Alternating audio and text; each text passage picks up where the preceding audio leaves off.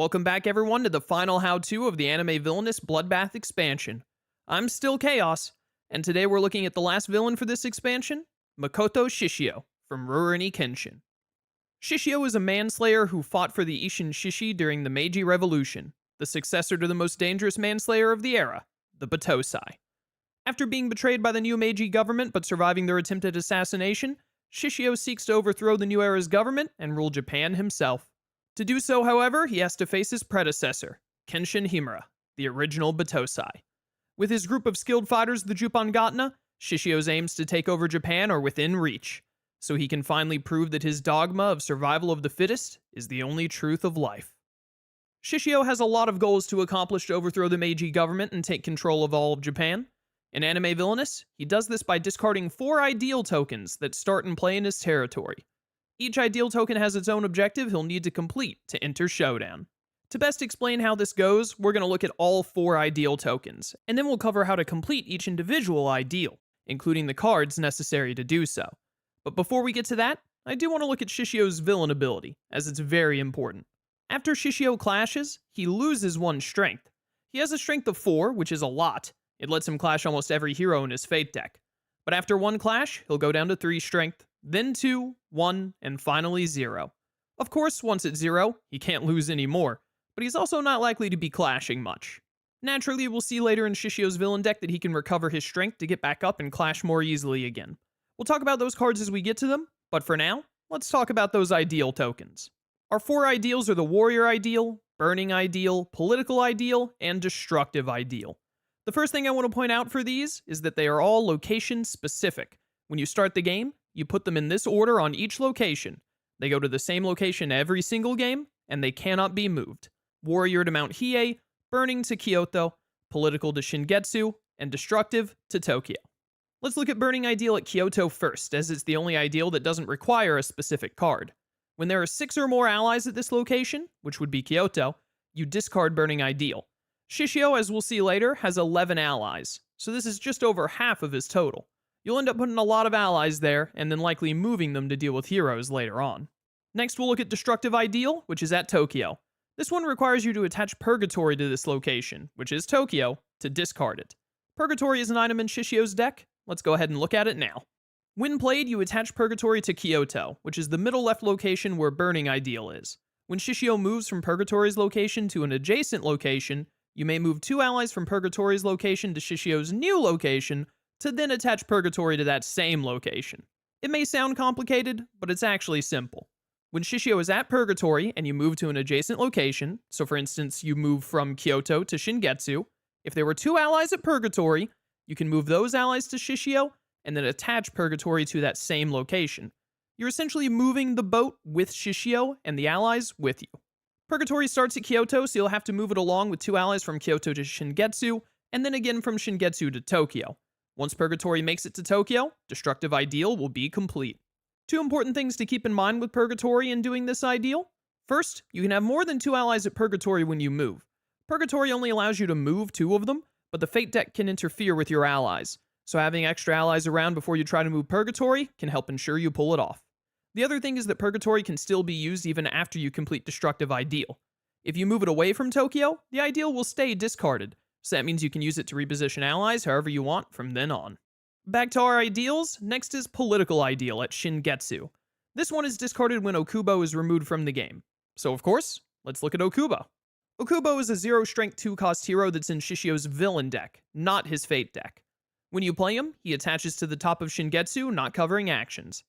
This means it's the only place he can be at, but you don't have to worry about him taking away those top actions. Nothing in the fate deck can affect Okubo's strength or where he is, so you may as well play him when you get a decent opportunity.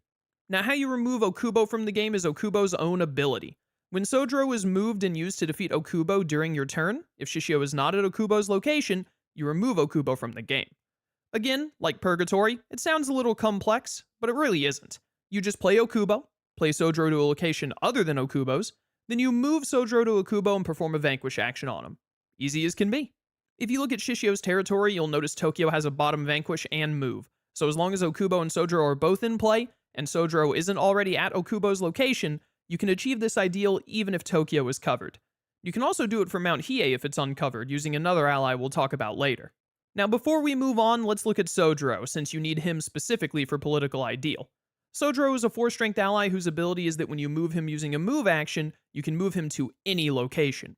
This again works great with Tokyo, the bottom vanquish move, because it means Sojiro can do a vanquish anywhere in Shishio's territory using that move action. And with him being 4-strength, he can take down nearly any hero.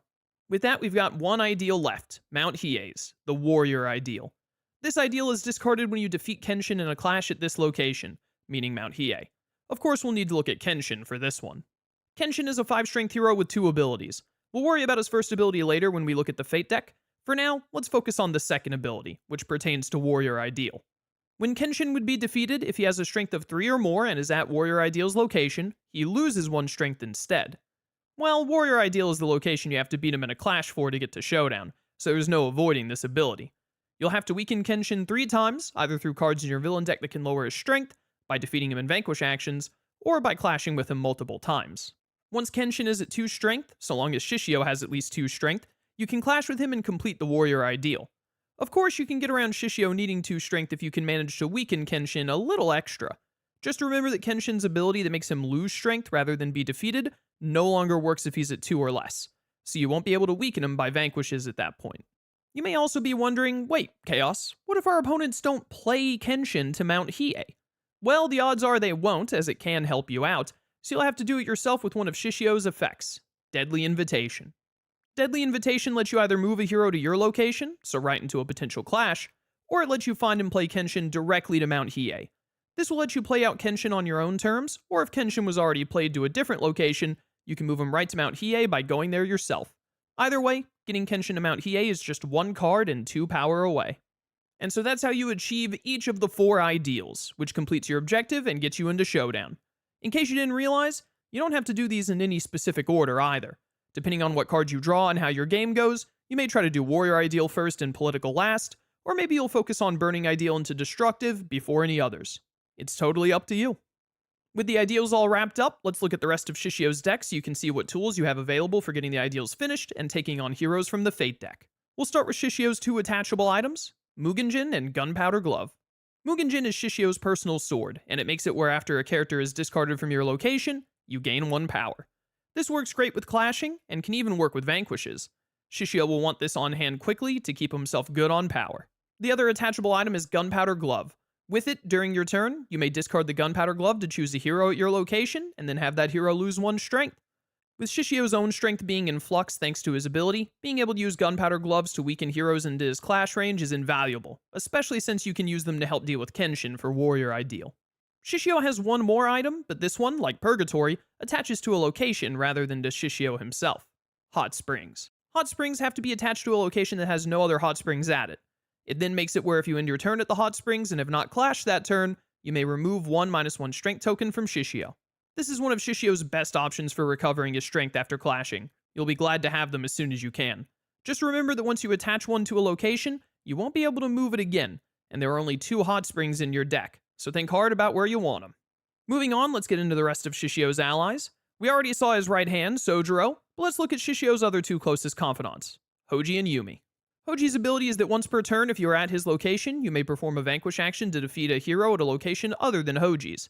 This makes it much easier for Shishio to make use of his many other allies who are better suited to vanquishing, and with Hoji, you can manage to complete Political Ideal for Mount Hiei, if you get the opportunity. Yumi's ability is that when Shishio moves to her location, you may discard Yumi to have a hero at her previous location lose 2 strength. This can let Shishio defeat heroes easier, especially when clashing, even when his own strength is low. Yumi can also let you really speed up defeating Kenshin for Warrior Ideal if you manage to use her on him.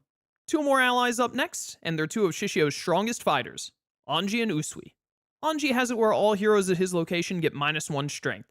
This means Anji can take on most heroes in Shishio's Fate deck by himself, or just weaken heroes to let Shishio more easily clash with them, not to mention making it easier for other allies to get in vanquishes. Usui, on the other hand, has a negative ability, which is that after he's discarded in a vanquish action, Shishio loses 1 strength. Not an ability Shishio likes, personally, but given that Usui is a 3-strength ally for just 1 cost, he's normally willing to deal with it regardless. After those 2, we have 3 more allies, all at 1 cost, Cho, Henya, and Kamatari. When Cho is played, you may choose an item from your deck or discard pile and put it into your hand, then shuffle your deck. This is a huge boon for Shishio as it will let him get Mugenjin or his gloves quickly, along with Purgatory or Hot Springs. The sooner Shishio can get his items in play, the better.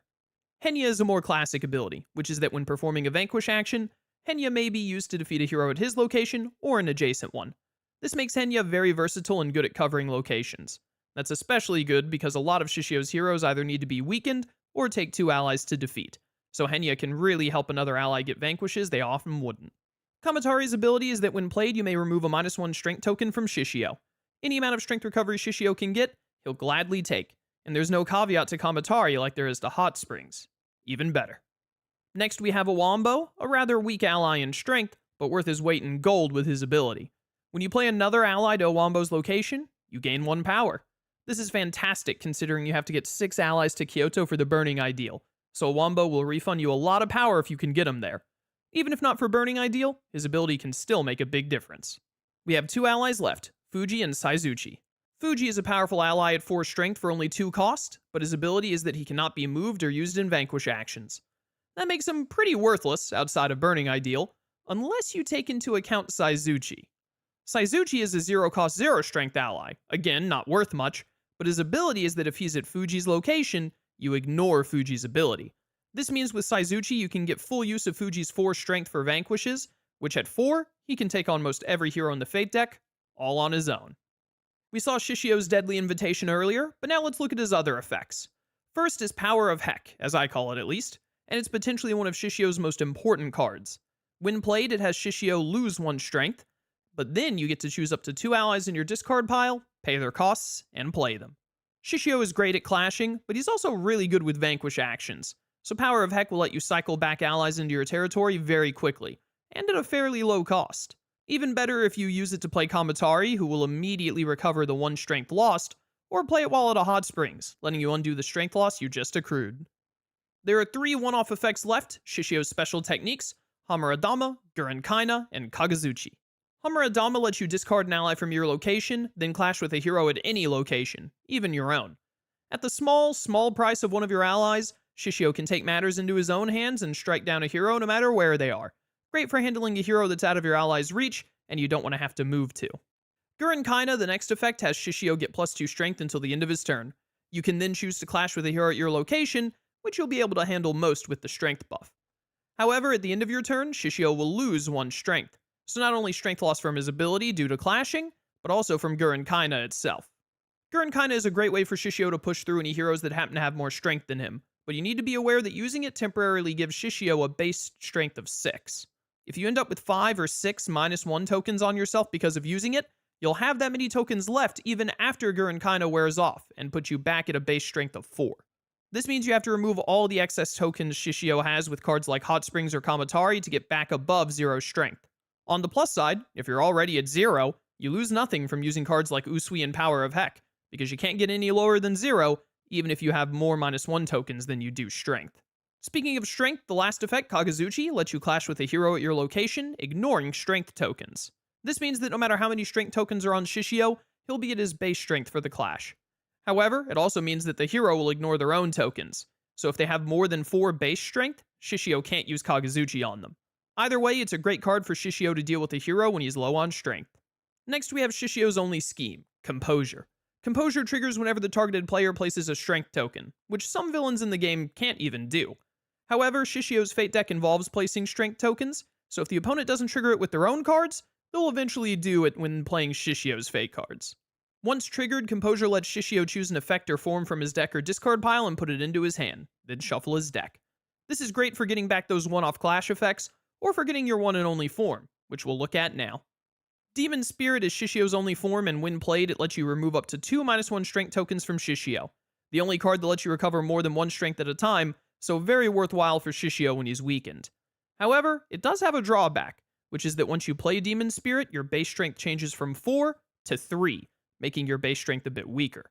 However, it does have another positive. At the end of your turn, if you clash that turn, you discard Demon Spirit. This gets you back to your base strength of 4, but more importantly, you don't lose a strength from your base ability when clashing as Demon Spirit. So even though your highest strength is 3 while in Demon Spirit, it lets you get in a clash without any strength loss, and puts you back to your usual cap of 4 at the same time. We're at the Fate deck now. Let's look back at Kenshin one more time along with his master, Hiko Seijiro. Kenshin's second ability we already covered, but let's look at his first, which is that whenever Shishio loses strength, he then loses one additional strength. There are plenty of cards in the Villain and Fate deck, along with Shishio's own ability, that make him lose strength, so doubling that number is nightmarish for him to deal with. And unlike Kenshin's second ability that no longer works after you complete the Warrior Ideal, his first ability is a constant for as long as he's on the board. Kenshin's master, Hiko Seijuro, is 5 strength just like Kenshin, making him stronger than any one ally in Shishio's deck, and one higher than Shishio's own 4 strength. On top of that, his ability ignores the abilities of all allies at his location. This makes it even harder to deal with him as he stops abilities like Anji or Yumi. It does, however, mean that Fuji can take him on even without Saizuchi, but at only 4 strength, Fuji will need another ally or for Shishio to weaken Hiko Seijuro to be able to defeat him. Next, we have 3 4-strength heroes, all rivaling Shishio's own strength: Sanosuke, Saito, and Aoshi. Sanosuke's ability is similar to Hiko Seijuro, except he ignores items instead of allies. That means Sanosuke can stop Purgatory from moving, he can't be targeted by gunpowder gloves, and he turns off hot springs.